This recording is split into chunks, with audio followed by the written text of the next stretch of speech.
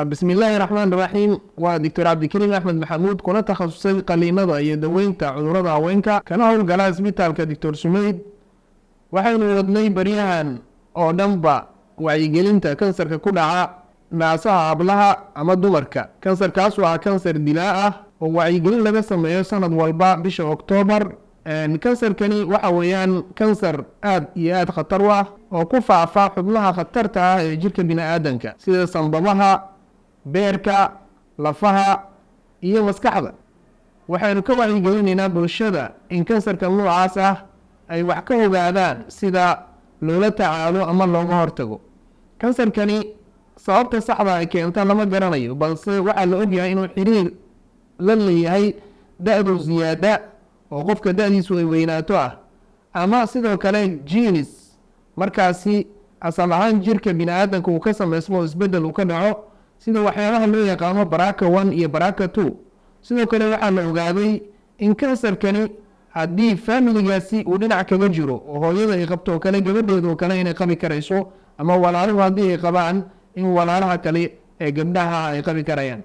sidoo kale waxaa la ogaaday kansarka noocani ah inuu xiriir la leeyahay dadka da'yar caadadu ay ku bilowday sida 12 sano dadka ka yar, ama caadadu ay ku soo harto ayadoo da'doodu ay ka weyntahay 55 sano. sidoo kale waxaa la ogaaday dadka isticmaala hormoonada long time ama waqti aad u dheer isticmaala in kansarkani uu ku badan yahay. kansarkani waa kansar dilaa ah oo khatartiisu ay aad iyo aad u badan tahay.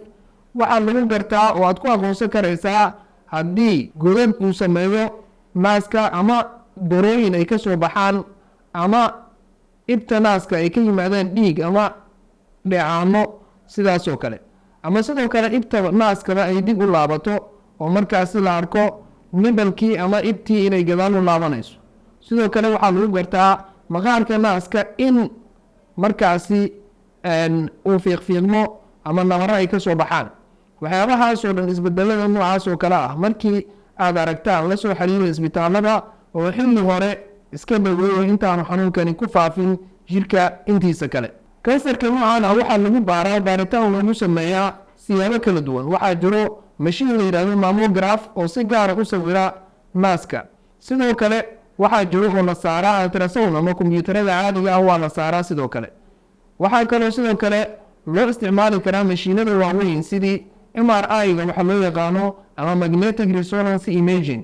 sidoo kale burooyin oo kale haddii ay ku yaalaan oo naaska ay buro ku taallo, waxaa la sameeyaa buradaasi in laga qaado cad yar oo markaasi la baaro si loo ogaado waxaan ku yaala nooca uu yahay, sidaana lagu ogaa karayo waxaan inuu kansar yahay. inta badan kansarkani markii la daweynayo waxaa lagu daweeyaa ama qaliin in la qalo, ama in la isticmaalo dawooyin magacooda la yidhaahdo chemotherapy, ama in radiation lagu sameeyo oo ah ilays, ama hormones lagu daweeyo la yidhaahdo hormonal therapy. kansarkani waa khatar, qof walbana wuxuu u baahan yahay inuu ka feejignaado, islamarkaana wax yar markay jirkiisa la soo gudboonaadaan uu raadiyo tala caafimaad isbitaaladana uu tago. aad baad u mahadsantihiin. wasalaamu calaykum waraxmatullaahi wabarakaatu.